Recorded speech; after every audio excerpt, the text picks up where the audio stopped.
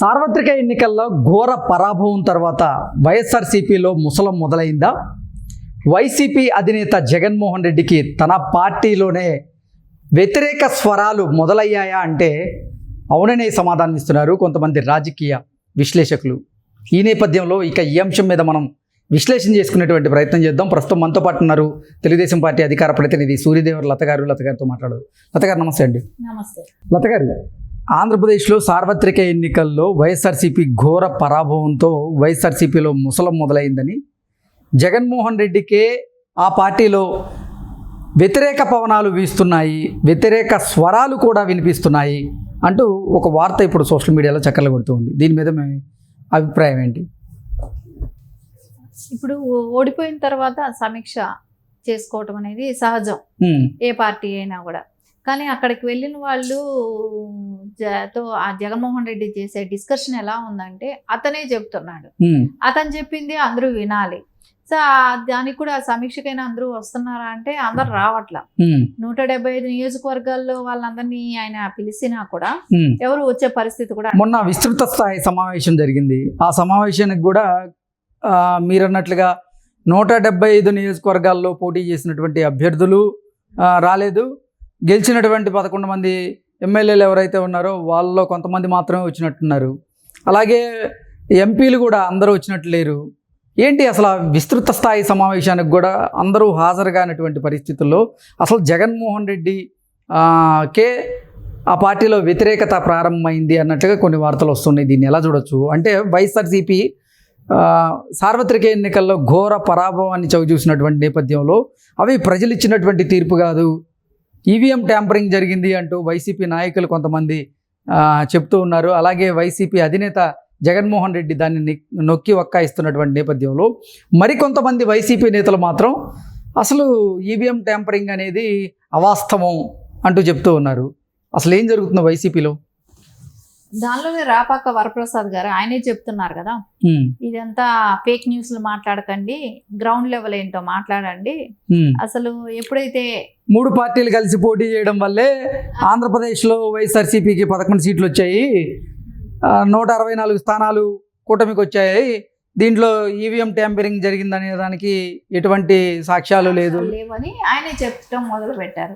అంటే వాళ్ళు జగన్మోహన్ రెడ్డి దగ్గరికి వెళ్ళినప్పుడు అక్కడ వాటి గురించి డిస్కషన్ చేయలేకపోతున్నారు. ఎందుకంటే అక్కడ ఏమవుతుందంటే జగన్మోహన్ రెడ్డి ఏదైతే చెప్తాడో అదే ఇని వీళ్ళు చెవులు జాడించుకొని వస్తున్నట్టుంది. అందరూ చేతులు జాడించుకొని వస్తే చెవుల్లో అది వినేసి వీళ్ళు వచ్చేస్తారనమాట. వాళ్ళ ఒపీనియన్ వాళ్ళు చెప్పట్లా, ఏది ఎందు మూలాన్ని జరిగింది, గ్రౌండ్ లెవెల్లో ఏమనుకుంటున్నారు అనేది ఒక డిస్కషన్ అనేది రావాలి. కానీ ఆయన వినే ఓపిక లేదేమో జగన్మోహన్ రెడ్డికి, వీళ్ళకి చెప్పడానికి భయమా తెలియట్లేదు. వీళ్ళు ఎప్పుడు కూడా ఆ డిస్కషన్స్ ఎక్కడా కనపడేటట్టు లేవు వాళ్ళ నాయకుల్లో కూడా. అది అంటే ఎందుకు వైసీపీ నాయకుల్లో అంత భయం? జగన్మోహన్ రెడ్డికి వైసీపీ నేతలు ఏదైనా సలహాలు సూచనలు ఇస్తే వాళ్ళు తీసుకునేటువంటి పరిస్థితి ఉండదంటారా? జగన్మోహన్ రెడ్డి అక్కడ ఒక మోనార్క్ లాంటి ఇది కనపడుతుంది. ఆ జగన్మోహన్ రెడ్డి గతంలో కూడా ఏమన్నాడు, ఎమ్మెల్యేలుగా మీకు నేను అంటే సీట్ ఇచ్చానే కానీ మిమ్మల్ని చూసి ఓటేయలేదు, నన్ను చూసి ఓటేశారని కూడా మాట్లాడాను పరిస్థితి కూడా ఉంది. సో ఇప్పుడు అదే ప్రజలు కూడా జగన్మోహన్ రెడ్డి సీఎంగా ఉంటే పనికిరాడు అనేది ఒక డెసిషన్, ఎలాంటి క్యాండిడేట్లు నిలబడ్డారనే దానికన్నా కూడా. సో అక్కడ ఏంటంటే ఆయన కార్యకర్తలతో కలవటకపోవటమే కానివ్వండి, గెలిచిన ఎమ్మెల్యే వాళ్ళు ఉన్నారు కాబట్టి గతంలో ఉన్న వాళ్ళని కూడా వాళ్ళకు కూడా అపాయింట్మెంట్ ఇవ్వకపోవటమే కానివ్వండి, గ్రౌండ్ లెవెల్లో ప్రజలతో కూడా కలిసి మమేకంగా అంటే ఒక వారధి లాంటి వాళ్ళు ఎమ్మెల్యేలు ప్రజలకిను సీఎంకి అనుకోండి. కానీ అక్కడ ఆ ఎమ్మెల్యేలతోనే కలవని వ్యక్తి ప్రజలకి వెళ్ళి ఏం చెప్తాడు, ప్రజలకు ఏం భరోసా చేస్తాడు?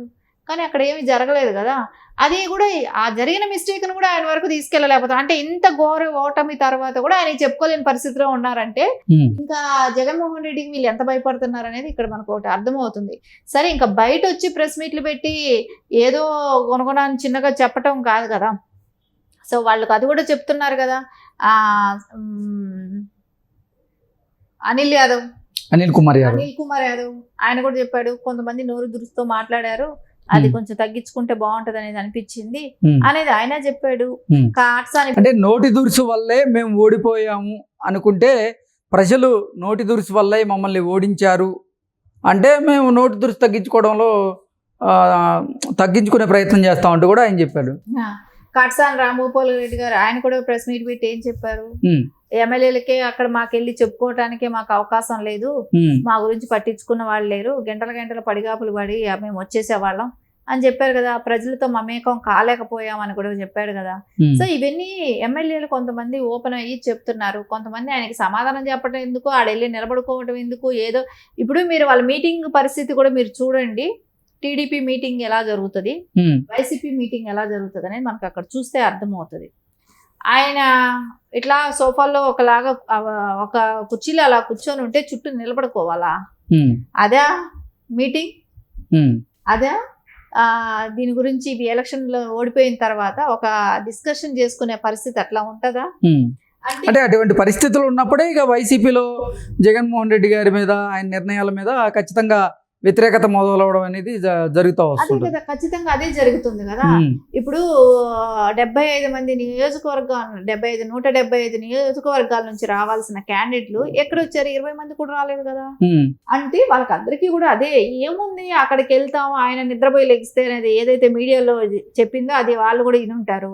ఈ నిద్రపోయి లేసే మాటలే మనం విని మళ్ళీ ఇక్కడ వచ్చి ప్రజల్లో చెప్తే మనల్ని వాళ్ళకి ఎలా చెప్పుకోగలుగుతారు చెప్పండి? ప్రజలు మళ్ళీ నెక్స్ట్ రెస్పాన్స్ ఎలా ఉంటది? ఏంటి 5 ఏళ్ళు నిద్రపోయారట కదా, మీ నాయకుడే చెప్పాడు, మళ్ళీ ఇంకో 5 ఏళ్ళు నిద్రపోతారట కదా, మీరు అట్లాగే పడుకోండి. ఆ సీమరాజా చెప్తున్నాడు 2039లో మాది అధికారం అని చెప్పేసి. అదేలాంటి పరిస్థితి కోసం మళ్ళీ మనం ఇన్ని ఏళ్ళు మేము వెయిట్ చేయాలా? ఇంకా ఈ టర్మ్ కంతా కూడా మాకు అవసరం లేదని వాళ్ళు పార్టీలు మారటం, అవకాశాలు చూసుకోవటం అయితే చేస్తున్నారు. ఖచ్చితంగా ఎవరు అవకాశాలు వాళ్ళు చూసుకుంటున్నారు, మారిపోతున్నారు. అంటే జగన్మోహన్ రెడ్డి ఒక దశా నిర్దేశం కూడా చేయలేకపోతున్నాడు. ఖచ్చితంగా అదే జరుగుతుంది. జగన్మోహన్ రెడ్డి ఏమో తన పార్టీ క్యాడర్ని ఉద్దేశించి 5 సంవత్సరాలు తొందరగానే గడిచిపోతాయి, మనం కళ్ళు తెరిచి కళ్ళు మూసే లోపలే 5 సంవత్సరాలు గడిచిపోతాయి, 2029లో మనమే అధికారంలోకి రాబోతున్నాం అంటూ ఆ క్యాడర్లో జోష్ నింపేటువంటి ప్రయత్నం చేస్తుంటే, వార్తలేమో వైసీపీలో ముసలం మొదలైంది, వైసీపీలో ఉన్నటువంటి ఒక్కొక్క నాయకులు కూడా బయటకు వచ్చేటువంటి ప్రయత్నం చేస్తున్నారు, వాళ్ళు పక్క చూపులు చూస్తున్నారు అంటూ కూడా కొన్ని వార్తలు వస్తున్నాయి. అసలు ఏంటి, ఏం జరిగే అవకాశం ఉంది రాను రోజుల్లో? ముసలం మొదలైంది అని అనడానికి నిజమే కదా. ఎందుకంటే ఆయన వైఫల్యాలు ఆయన చూసుకోకుండా నెక్స్ట్ అది దాన్ని ఎట్లా సరిదిద్దాలనేది ఆలోచన లేకుండా ఈవీఎంలు అంటాడు, నిద్రపోయి లేద్దాం అంటాడు. ఈ మాటలకి ఎవరైనా ఒక భరోసా ఉంటది ఈ మాటకి? అంటే కళ్ళు మూసి తెరచడం కాదండి, కళ్ళు మూసి తెరచడం అంటే నిద్రపోవడం అంతే కదా. కళ్ళు మూసి తెరిస్తేదంటే నిద్రపోవటం కాకుండా ఇంకేంటి మరి? నిద్రపోయి లేస్తాము 5 ఏళ్ళు, సో గడిచిపోతుంది టైం అన్నట్టు చెప్పాడు. 5 ఏళ్ళు మనం నిద్రపోయి లేసే కళ్ళు మూసి కళ్ళు తెరిచే లోపల 5 ఏళ్ళు అయిపోయిందని కూడా అన్నాడు. ఆయన నిజం అదే కదా, 5 ఏళ్ళు కళ్ళు మూసుకొని పడుకున్నాడు ఇంట్లో. తాడేపల్లి ప్యాలెస్ నుంచి బయట వస్తే కదా అప్పుడప్పుడు 6 నెలలకు ఒకసారి కుంభకర్ణుడు లాగా నిద్ర లేసినప్పుడు. ఏంటండి మీ పార్టీ వాళ్ళు అన్ని చెబుతారు, ఓ పక్క ఆయనే పబ్జీ ఆడుతున్నాడు అంటారు, పక్క ఇవన్నీ కాదు టీవీ చూస్తుంటారు అని చెబుతారు, నిద్రపోయి లేస్తున్నా అని చెబుతారు. అసలు ఏది నిజం ఇట్లా? అదే నిద్రపోయి ఎందుకు వాళ్ళ చెల్లెలు కూడా చెప్తుంది కదా, నిద్రపోయి లేసినప్పుడు అప్పుడప్పుడు మీటింగ్ పెట్టాలనుకుంటే మినిస్టర్స్ రప్పించుకొని ఆ తాడేపల్లి కొంపలోనే ఒక సెట్ వేసుకొని ప్రజల్ని మభ్య పెడతా ఉన్నాడు కదా. అదే ఆయన చేసింది. నీవు పబ్జీ ఆడుకున్నామా, లేకుంటే ఎప్పుడో ఒకసారి పిలిచి మా మంత్రులుగా ఉన్న వాళ్ళని పిలిచి ఒకసారి ప్రమాణ స్వీకారం చేశాం కదా అన్న బాధతో ఉన్నట్టు అనిపించింది వాళ్ళకి. మేము తప్పక ప్రమాణ స్వీకారం చేశాము, ఏదో మనకు మంత్రులుగా మనకు అవకాశం వచ్చింది కాబట్టి అప్పుడప్పుడు వెళ్ళి మీటింగ్లు పెట్టడం, సో అది కూడా ఇంటి దగ్గరే సెటిల్ వేసుకోవటం, ఇవన్నీ చూస్తా ఉంటే ఖచ్చితంగా వాళ్ళకు కూడా అనిపించేసింది. వైసీపీ నాయకులు కూడా విసుగు అనేది వచ్చేసినట్టే కనపడుతుంది. ఈ జన్మలో ఈ పార్టీని మనం మార్చలేము, ఆయన మారడు, మనమైనా మారాలి అనుకున్నారు. సో వేరే పార్టీల వైపు అయితే వాళ్ళ చూపులు స్టార్ట్ అయిపోయినాయి. సో ఖచ్చితంగా వాళ్ళు వేరే పార్టీలకు అందరూ కూడా మారిపోయే అవకాశం ఉంది. ఓకే అండి, thank you so much. Thank you.